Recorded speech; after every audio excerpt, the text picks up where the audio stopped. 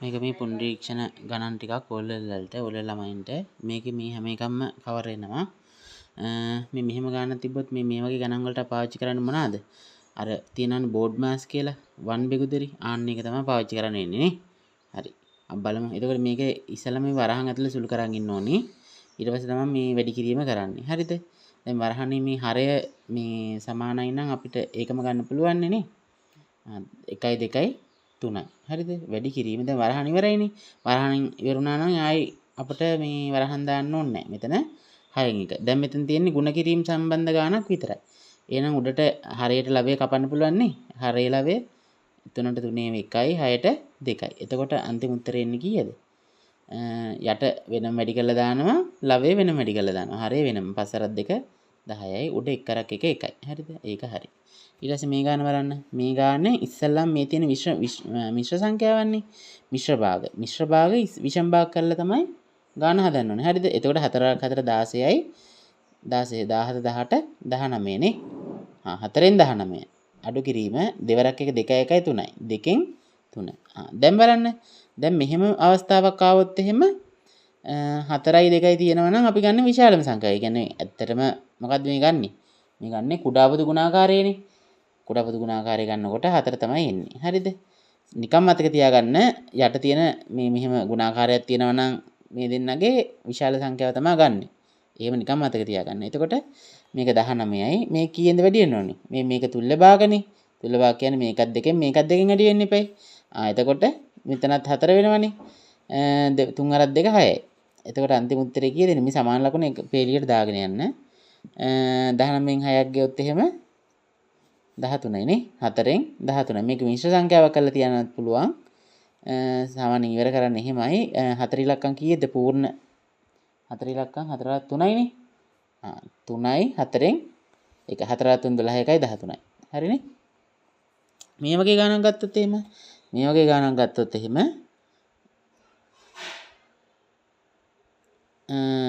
අපිට මේ යට සාධක ටික දැන් තියෙනවනේ. මේගොල්ලන්ගේ කුඩා පොදු ගුණාකාරය ගන්න ලේසිම ක්‍රමය තමයි මේ ටිකම ගුණ කරන එක. 3 අරප්පා 15යි 15 අරක් 2 30යි. නේ? හරි. එතකොට 30ට 5 ඒවා කීයද? එහෙම බලා ගන්න බෑ නැති. මම සාමාන්‍යයෙන් ගන්නන්නේ 30ට 5 ඒවා 6යි. 6 වරක් 4 24යි. එහෙමනේ. මේක ටක් ගාලා වැඩි කරන්න මේ 30 වෙන විදියට. 6 නේද වැඩි කරන්න ඕනේ. ඒ කියන්නේ මේ නැති එක්කෙනාගෙන් වැඩි කරන්න ඕනේ. මේ මෙතන හරිය ගාව නැත්තේ මේ 3යි 2යිනේ. 3 අරක් 2 6යිනේ. 6ෙන් තමයි උඩ යට දෙකම වැඩි කරන්නේ. එතකොට 24. ධන මෙයා ගාව නැත්තේ 5යි 2යිනේ. 5 අරක් 2 10යිනේ. එහෙමනේ. ඒ කියන්නේ 30ට 3ේම 10යි. 10 වරක් 2 20යි. එහෙම තමයි මම කියන්නේ. අඩු කිරීම මේ ධන ඍණ මේ විදිහටම පිළිවෙලට දාන් යන්න. දෙක ගාව මෙතන නැත්තේ මේ 5 අරක් 3නේ 15නේ. මෙතනට එන්නේ ඉතින් 15 අරක් 1 15. මේකනේ තෙඩි කරලා දාන්න. හරිද? ඊට පස්සේ 24යි 21 කරොත් කීයද? ඒක වන් බෙගුදරි විදියට තමයි යන්නේ. ඒ වුණාට මේ මෙතන වල පේනවනේ මේ 20න් 15ක් ගියොත් 5යි කියලා. එහෙනම් මෙතන 5ක් තමයි එකතු වෙන්න ඕනේ. ඒතර 24යි 20යි 44යි 44න් 15ක් ගියොත් 29 නේ? 29. 30න් 29. ඒක නම් සාමාන්‍ය භාගයක් නියම භාගයක් විදියට ආවා. හරි.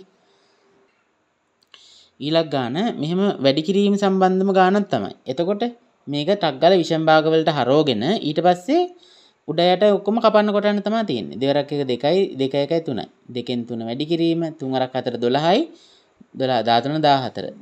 3ෙන් 14 වතාවක් 7ෙන් 1. මේ බලන්න කැපෙනව නේද? 7ට 1යි 14ට 2යි 3ට මේ 3 ගියා මේ දෙකට මේ 2 ගියා. අන්තිමටම කීයද උත්තරේ?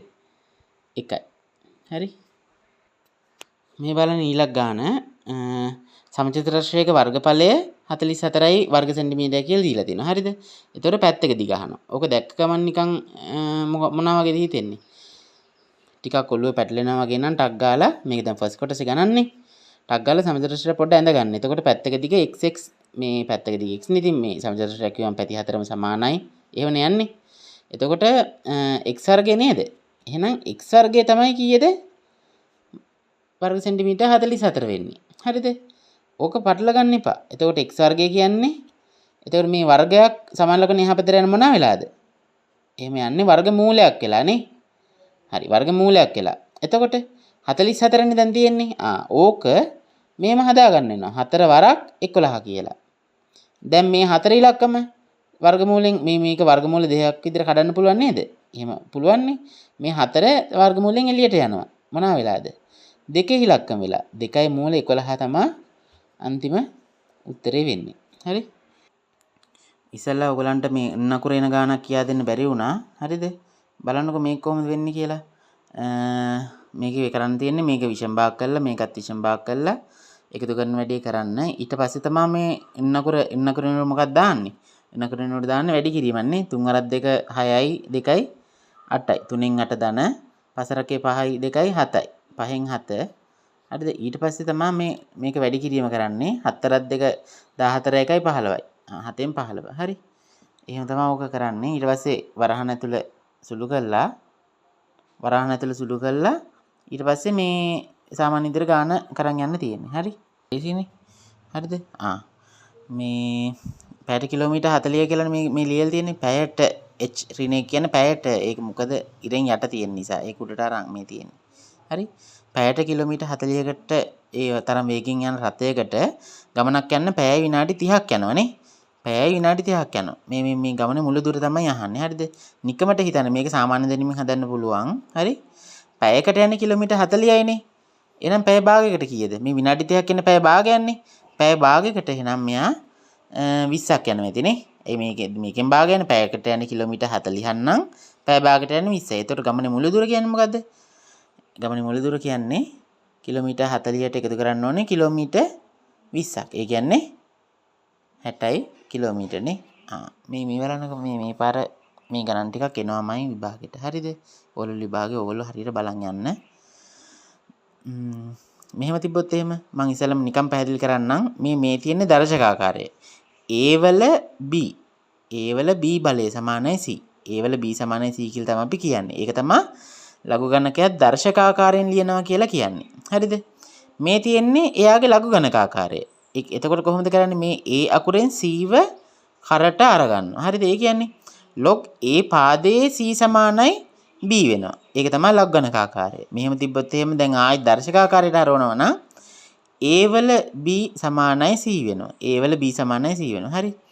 දැන් බලන්නකො මේ x හොයන්න තියෙන්නේ. හරිද?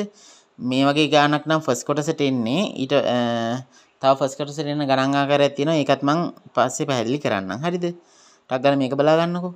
දැන් මේක අපි දැන් අර සාමාන්‍ය විදිහට දර්ශකාකාරයට හරවමු නේ. දැන් මේ තියෙන ලඝු ගණකාකාරයනේ. ලඝු තිබ්බොත් දර්ශක කරන්න. දර්ශක තිබ්බොත් ලඝු කරන්න. හරි? එතකොට මේ පහෙන් මේ තුන තල්ලු කරගන්නවා උඩහට නේ. කොහොමද කරන්නේ? එතකොට පහේ ඝනය සමානයි x එනවා. එතකොට x කියන්නේ කීයද එහෙනම්? පහේ ඝනය කියන්නේ 5 4 3 15 නෙමෙයිනේ. පහේ ඝනය කියන්නේ පහේ ඉලක්කම්ම 3ක්. එතකොට 125යි. හරිද? 5 රප්පා 25 25 රප්පා 125යි.